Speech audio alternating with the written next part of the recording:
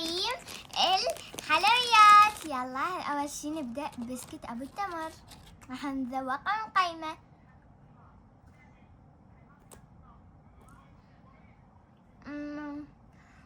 الصراحة هو طيب، راح أقيمه 8/10. الداري أوريو.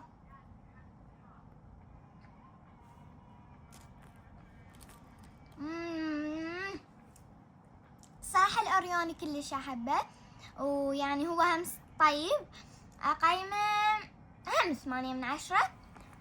هذا أبو البطريق، هو هذا أبو البطريق حبايبي. طبعا كسرت هسه راح أكل عظم من هاي وأذوق.